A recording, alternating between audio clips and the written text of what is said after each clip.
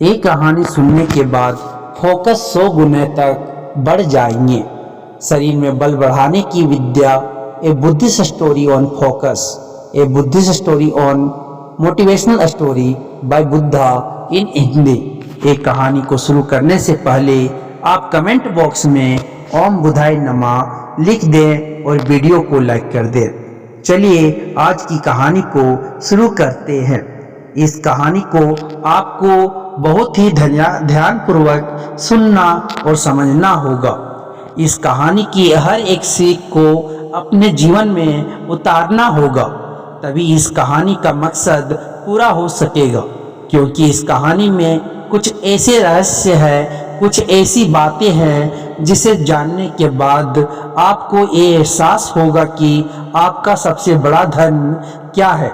आपका सबसे बड़ा ऐश्वर्य हमारा स्वस्थ ही है। तो चलिए कहानी को शुरू करते हैं। दोस्तों, इस दुनिया में ताकतवर को ही नियति की यहाँ जगह मिलती है, कमजोरों की यहाँ कोई जगह नहीं। यह बात आपने सुनी ही होगी और इस बात से आप भली भांति परिचित भी होंगे। इस बात में कोई शक नहीं कि पुराने जमाने में जो लोग हुआ करते थे वह आज के जमाने की इंसानों से कहीं ज़्यादा ताकतवर थे। और ऐसा इसलिए है क्योंकि वे लोग जिंदा रहने के लिए खाना खाते थे, और आजकल के लोग सिर्फ जीभ के स्वाद के लिए खाना खाते। आप एक और तथ्य से वाकिफ होंगे कि एक रोटी से 10 गुना ज़्यादा ताकत आटे में होती है। आटे से 10 गुना अधिक ताकत दूध में होती है, और दूध से 8 गुना अधिक ताकतवर मांस आहार होता है, और मांस आहार से 10 गुना ज़्यादा ताकतवर घी होता है। लेकिन यदि आप आज के समय पर देखेंगे, यदि किसी व्यक्ति को घी खाने के लिए दिया जाए तो वो ज़्यादा से ज़्यादा 1 चम्मच ही उसका सेवन कर सकता है, उसके ऊपर वो नहीं खा पाएगा। लेकिन यदि हम पुराने ज़माने के इंसानों की बात करें तो उस समय पर घी उनका सर्वश्रेष्ठ भोजन होता था। आपने महाराणा प्रताप के बारे में तो सुना ही होगा। वो जितना वजन लेकर युद्ध भूमि पर लड़ते थे उतना वजन तो आज के 4 आदमी भी उठा नहीं पाएंगे। इसीलिए कहा जाता है कि तब के जमाने के लोग सचमुच जीवन जीते थे, और आज के लोग तो केवल जबरदस्ती इस जीवन को जी रहे हैं। बहुत समय पहले की बात है, एक छोटा सा राज्य था। उस राज्य का राजा बहुत दयालु था और वहाँ की सेना भी बहुत पराक्रमी थी। उस सेना में एक ऐसा व्यक्ति भी था जो अत्यधिक पराक्रम था, और वह उस राज्य का सर्वश्रेष्ठ योद्धा था। वो इतना ताकतवर था कि एक साथ वो 50 लोगों को भी परास्त कर सकता था, हरा सकता था, और राजा उसके इस पराक्रम से हमेशा बहुत खुश रहते थे। जब भी उससे कोई युद्ध करने जाता तो वो पहले 100 बार सोचा करता कि क्या उसे युद्ध करना आसान है, क्या उसे हराना आसान है। और हर कोई जानता था कि वो बहुत शूरवीर है, बहुत ताकतवर है, इसलिए उसे हराना लगभग असंभव था। अपने राजा के लिए हमेशा तत्पर रहता, अपने राज्य के राजा के लिए, अपनी प्रजा के लिए जो कुछ उसे अच्छा होता वह उसे अवश्य करता। एक बार की बात है, वह शूरवीर योद्धा अपना पराक्रम दिखा रहा था। उसी वक्त उसके दोनों पुत्र वहां पर आए हुए थे। राजा ने उसके दोनों पुत्रों को देखा और राजा के मन में ये लालसा जगी, आने वाले समय में हमारे राज्य के लिए इनमें से सबसे सर्वश्रेष्ठ योद्धा कौन होगा, हमारे राज्य के लिए योग्य कौन होगा। यह बात जब उस योद्धा के कानों में पड़ी तो वो अत्यधिक चिंतित हो गया।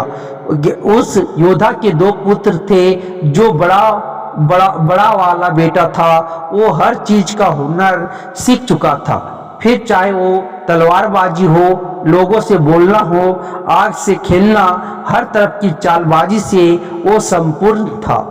उसे जो कुछ भी सिखाया जाता वह उसे सीखने में निपुण था। वो बहुत जल्द उस विद्या को, उस कला को सीख जाता था। यदि हर कोई यही कहता कि अगला योद्धा यही होगा, यही हमारे राज्य के लिए सर्वश्रेष्ठ योद्धा बन सकता है, लेकिन उस योद्धा का एक छोटा पुत्र भी था जो बहुत कमजोर था, जिससे कोई भी चीज सीखने में अत्यधिक समय लगता था और उसे देखकर कोई भी यह नहीं कहता था कि क्या कभी योद्धा बन सकेगा। उसे उसके पिता ने बहुत कुछ सिखाने का प्रयास किया, लेकिन वह कभी भी कुछ सीख नहीं पाया। ना ही तो वह अच्छी तलवारबाजी कर पाता था, ना ही उसे एक योद्धा की तरह जीना आता था। वो हमेशा आलसियों की तरह पड़ा रहता। जब भी योद्धा अपने दोनों पुत्रों को एक साथ देखता तो उसे बहुत चिंता होती, उसे बहुत तकलीफ होती, क्योंकि वह अपने दोनों पुत्रों को एक समान बनाना चाहता था। वो अपने दोनों पुत्रों में कोई फर्क नहीं समझता था, लेकिन जब भी कोई ये कहता कि बड़ा पुत्र अत्यधिक बलवान है, सूरवीर है, वह एक योद्धा जरूर बनेगा।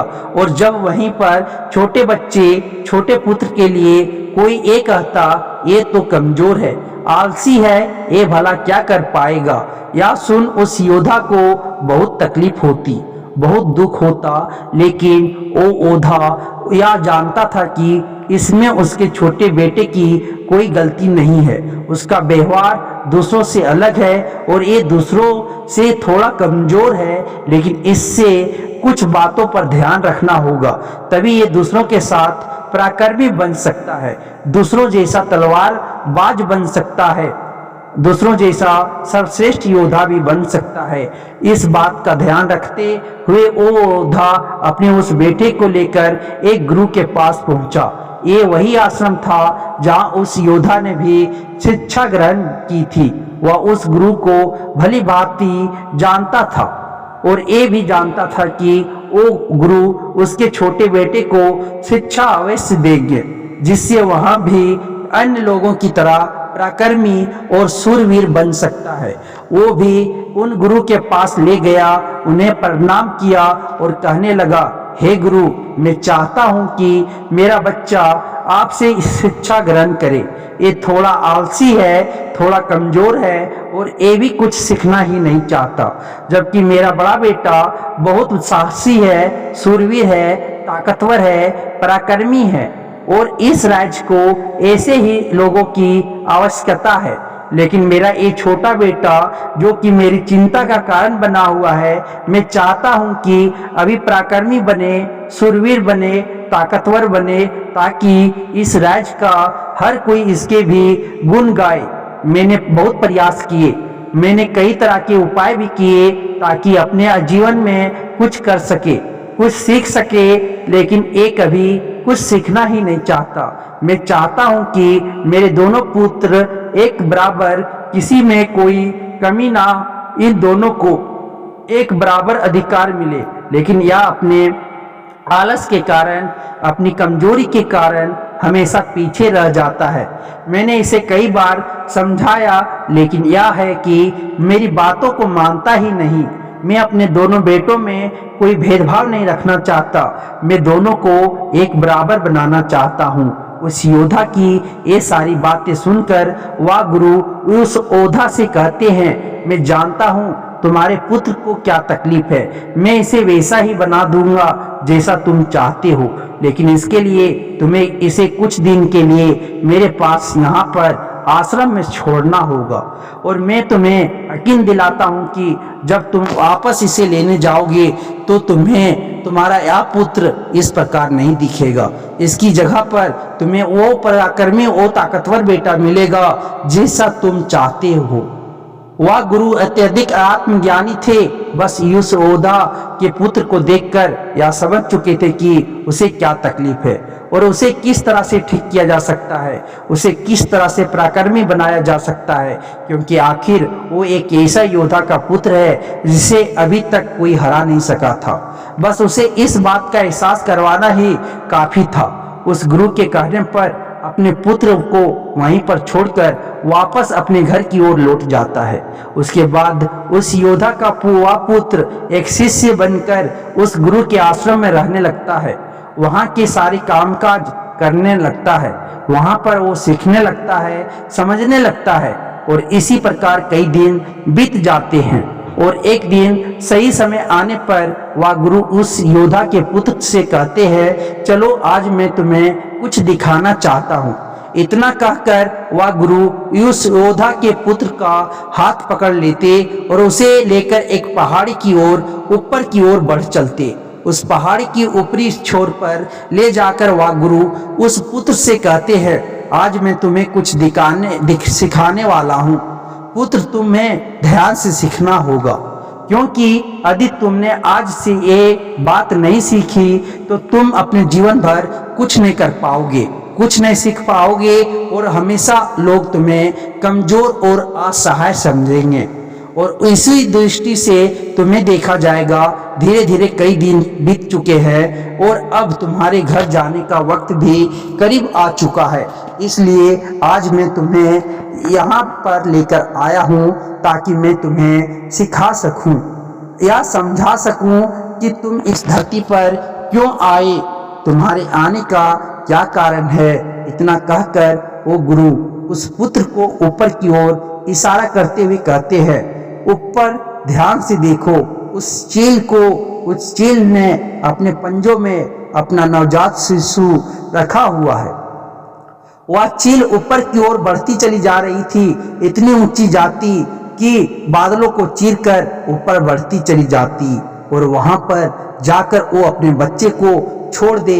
यदि वो छोटा सा बच्चा डर गया, उसे असमझ नहीं आ रहा था क्या आखिर उस चील ने अपने ही बच्चे को इस तरह से नीचे क्यों फेंक दिया। गुरु और शिष्य दोनों इस दृश्य को बड़े ही ध्यान पूर्वक देखे रहे थे। जैसे ही उस चील ने अपने उस बच्चे को नीचे की ओर छोड़ा, वो बच्चा तेजी से एक पत्थर की भांति नीचे की ओर गिरता चला जा रहा था। और वह जब तेजी से नीचे आने लगा तो उसने कई बार कोशिश की, कई बार प्रयास किए कि वो अपने पंखों को खोल सके, फड़फड़ा सके, जिससे वह हवा की उस रुख का फायदा ले सके, वह भी लड़ सके, उड़ सके। लेकिन उसके कई अथक प्रयास के बाद भी उसके पंख नहीं खुल पा रहे थे और वह एक पत्थर की भांति तेजी से नीचे गिरते चला जा रहा था। जैसे जैसे वो नीचे गिरता जा रहा था, उसकी माँ भी ठीक उसके पीछे ही थी। उसने ऊपर से अपने पंजे में फिर एक बार अपने उस बच्चे को पकड़ लिया। एक बार फिर वो चील अपने उस बच्चे को लेकर आकाश में ऊपर ऊंचाई की तरफ बढ़ती चली जाती है और फिर से वो ऊंचाई पर जाकर अपने बच्चे को ठीक उसी प्रकार छोड़ देती है। या देख, उस बच्चे को कुछ समझ नहीं आ रहा था कि आखिरी चील अपने बच्चे के साथ ऐसा क्यों कर रही है। यदि उसके बच्चे को कुछ हो गया तो फिर क्या होगा। चील लगातार इसी प्रक्रिया को दोहरा रही थी। गुरु अपने उस शिष्य को का हाथ पकड़ते हुए बस पेड़ की ओर आगे बढ़े जहां पर वह चील रहा करती थी और उस जगह को दिखाते हुए वह गुरु उस पुत्र से कहते हैं कि इस जगह को ध्यान से देख लो। ठीक इसी जगह पर वह चील और उसका बच्चा इस पेड़ पर रहते हैं। तुमने एक बात और गौर की, इस पेड़ पर तुम्हें अनेकों फूल देखने को मिल रहे होंगे, लेकिन जहां पर ये चील और इसका बच्चा रहता है वहां पर तुम्हें एक भी फूल नजर नहीं आएंगे, क्योंकि फूल बड़े ही कोमल होते और वह चील चाहती तो इन फूलों को अपने साथ जहां पर रहती हैं उसे रख सकती थी। लेकिन वह जानती है कि फूलों में रहकर उसका बच्चा एक पक्षी बनेगा, लेकिन जब वह कांटों वाले घोंसले में रहेगा तभी वो एक चील बन पाएगा। एक चील के बच्चे को हर तरह की यातनाएं बचपन से ही सहनी पड़ती है ताकि वह अन्य पक्षियों की तरह कोमल ना बने, क्योंकि वह एक चील का पुत्र है और उसे चील की तरह अपना जीवन व्यतीत करना है। यदि वो बाकी पक्षियों की तरह बनेगा तो उसमें चील वाले वो स्वभाव नहीं होंगे और ना ही उसे कोई चील का पुत्र कह सकेगा। ठीक इसी प्रकार तुम भी एक सूरवीर योद्धा के पुत्र हो। यदि तुम चाहो तो अन्य लोगों की तरह अपना जीवन व्यतीत कर सकते हो। तुम फूलों का आनंद ले सकते हो, लेकिन तुम एक योद्धा के पुत्र हो, इसलिए तुम्हें भी कांटों की राहों पर चलना ही होगा। इन कांटों की राह पर चलकर ही तुम अपने आप को मजबूत बना पाओगे, अपने आप को सूरवीर और पराक्रमी बना सकोगे। ठीक वैसा ही ये चील भी कर रही है। वह भी अपने पुत्र को पराक्रमी और सूरवीर बना रही है। वो अपने बच्चे को उड़ान भरना सिखा रही है। वह बार बार जाकर अपने बच्चे को इसलिए नीचे पटक रही है ताकि उसका बच्चा खुद ब खुद उड़ान भरना सीख ले। जब भी चील किसी को जन्म देती है तो हर बार उसे वही सिखाना चाहती है जो उसने सीखा है। वह एक चील होने का उसे एहसास कराना चाहती है, किंतु यदि वही पुत्र किसी और पक्षी के घर पर जन्म लेता तो उसे इस तरह की यातनाएं ना सहनी पड़ती, उसे इस तरह से किसी भी क्रिया से ना गुजरना पड़ता और वो फूलों के घोंसले में रह सकता था। वो फूलों में पैदा होता और फूलों में ही खत्म हो जाता। लेकिन चील के बच्चे का एक नियम होता है, एक नियति होती है कि नियति उसे तभी जिंदा रखेगी जब वो पराक्रमी होगा, सूरवीर होगा और उसे वो सारे हुनर, वो सारे पराक्रम सीखने ही होंगे। ठीक उसी प्रकार तुम भी एक सूरवीर योद्धा के पुत्र, एक पराक्रमी योद्धा के पुत्र, इसलिए तुम्हें भी वह हुनर सीखना ही पड़ेगा, अन्यथा अन्य पक्षियों की तरह तुम भी अपने जीवन में कुछ नहीं कर पाओगे। तुम भी एक दिन फूलों में जीकर फूलों में ही मर जाओगे। ये सब देखकर वो पुत्र उन गुरु के चरणों में गिर पड़ा, उन्हें प्रणाम किया और कहने लगा कि हे गुरुदेव, मुझे अपनी गलती का एहसास हो चुका है। मुझे यह पता चल चुका है कि मैं एक सूरवीर योद्धा का पुत्र हूँ और मुझे अपना जीवन इसी तरह से जीना है। मुझे इस हुनर को सीखना ही होगा। इतना कहकर वह गुरु और शिष्य वापस आश्रम की ओर लौट जाते हैं। वहां पहुंचने के बाद वह गुरु अपने उस शिष्य से कहते हैं, मैं तुम्हें कुछ ऐसी बातें बताने जा रहा हूं जिससे तुम्हें अपने जीवन में उतारना होगा। यदि तुम इन बातों को अपने जीवन में उतार लेते हो और इसे तुम्हें जीवन भर याद रखना होगा। जो कुछ तुमने अभी उस चील से सीखा है वह तुम्हारे लिए एक ऐसी सीख है जिसे तुम्हें कभी नहीं भूलना चाहिए। लेकिन तुम एक चील नहीं हो और चील की बच्चों की तरह तुम इन ज्ञान को भी अर्जित नहीं कर सकती। आखिर तुम एक इंसान हो और तुम्हें इंसान की तरह ही अपने शरीर को बनाना होगा। आज मैं तुम्हें कुछ बातें बताने जा रहा हूँ जो तुम्हें अपने घर जाकर करनी होगी, जिससे तुम एक पराक्रमी योद्धा बन सकोगे और अपने शरीर को स्वस्थ रख पाओगे। क्योंकि एक शूरवीर हमेशा अपने शरीर का ध्यान रखता है। वो हमेशा अपने शरीर को चुस्तीला और फुर्तीला बनाए रखता है, जिसके कारण वो कभी बीमार नहीं पड़ता। तुम्हें भी इस बात का ध्यान रखना होगा। तुम्हें सुबह जल्दी उठना होगा। 6 से 8 घंटे की नींद तुम्हारे लिए महत्वपूर्ण है। इससे ज्यादा कभी मत सोना। सुबह जल्दी उठकर अपना जो हुनर है उसका अभ्यास करना। जिस प्रकार तुम्हारे पिता एक योद्धा है पर सुबह उठकर अपने सभी हुनरों को अभ्यास करते, ठीक उसी प्रकार तुम्हें भी सुबह उठकर अपने सभी हुनर का अभ्यास करना होगा। योगा प्राणायाम करना होगा, जिससे तुम्हारा शरीर पूरी तरह से स्वस्थ होगा। और जितना तू अपने शरीर को स्वस्थ रखोगे उससे भी ज्यादा तुम अपने अंदर की शक्तियों को समर्थ बना पाओगे। और तुम्हें एक बात और याद रखनी होगी, जितना तुम्हें अपने ऊपरी शरीर का ध्यान रखना है उतना ही तुम्हें अपने भीतर के शरीर का भी ध्यान रखना होगा। अर्थात अपनी मानसिक शक्ति का भी तुम्हें ध्यान रखना होगा, इसे भी बढ़ाना होगा। और ये मानसिक शक्ति तुम्हें ध्यान से मिलेगी, इसलिए तो हमेशा ध्यान करना, हमेशा सुबह उठकर प्राणायाम करना, हमेशा सुबह उठकर योगा करना, या तुम्हें मजबूती प्रदान करेंगे। और यदि इसके बाद भी तुम सुबह जल्दी नहीं उठ पाते, तुम इस आदत को नहीं अपना पाते, तो मेरा एक और सबक याद रखना। जिस दिन तुम उठने में लेट हो जाओ अर्थात जितना समय तुम देरी से उठो अपने शरीर पर उतने ही कोड़े बनवाना। जब तुम यह क्रिया 4 से 5 दिन करोगे तो तुम खुद ही अपने आप में वो बदलाव देख पाओगे। तुम अपने आप ही अपने समय पर उठना शुरू कर पाओगे। दूसरी बात जो तुम्हें हमेशा ध्यान रखनी है कि तुम्हें हमेशा स्वादिष्ट और स्वस्थ खाना ही खाना है। ऐसी चीजें कभी मत खाना जो तुम्हारे शरीर को नुकसान पहुंचाती है। हमेशा तुम स्वस्थ खाना ही खाना, जैसे हरी सब्जियां, फल, दूध, दही। तुम भोजन अपने शरीर के लिए करना, ना कि अपनी जीभ के लिए, ना ही स्वाद के लिए। अगली बात वो गुरु अपने शिष्य से कहते हैं कि जब भी तुम्हारे मन में कोई चिंता हो, कोई ऐसा विषय हो जिसे लेकर तुम बहुत चिंतित हो, तो ऐसी बात अपने घर परिवार में अवश्य बताना। यदि तुम इन बातों को अपने मन में रखते हो तो ये बातें तुम्हें मन ही मन कमजोर बनाती चली जाएगी। ये चिंता तुम्हें अंदर ही अंदर खाती चली जाएगी और तुम खोखले होते चले जाओगे। और याद रखना, जब हमारा मन बीमार पड़ता है तो वो हमारे शरीर को भी बीमार कर देता है। इसलिए कोई भी बात कभी छुपाकर मत रखना।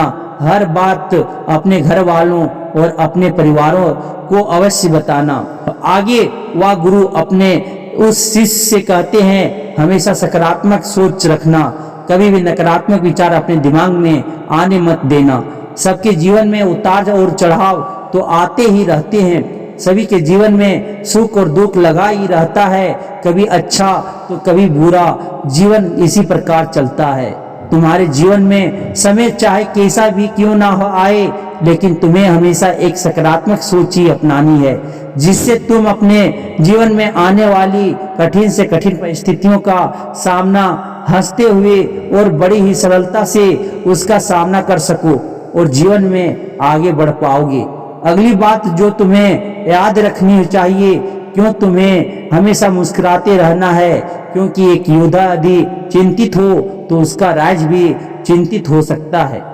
और तुम्हारी मुस्कुराहट से ही सबको ताकत मिलती है। तुम एक शूरवीर योद्धा के पुत्र, तुम्हारी हंसी तुम्हारे चेहरे से अलग नहीं होनी चाहिए। तुम्हारा मुस्कुराते रहना ही तुम्हारी और तुम्हारे राज्य के लिए उचित है, और ये तुम्हारे राज्य को एक सकारात्मक ऊर्जा प्रदान करता है। और तुम्हारा मुस्कुराते रहना तुम्हारे लिए भी अच्छा है, या तुम्हारे भीतर सकारात्मक ऊर्जा का प्रभाव करता है। गुरु अपने उस शिष्य को आखिरी सीख देते हुए कहते हैं, हमेशा अपने जीवन में दान पुण्य करते रहना, तो इससे कभी पीछे मत हटना। तुमने देखा होगा कि राजा महाराजा ऐसे होते हैं, क्यों दान के समय पर उनसे जो मांगा जाए वो सब देने के लिए तैयार हो जाते हैं।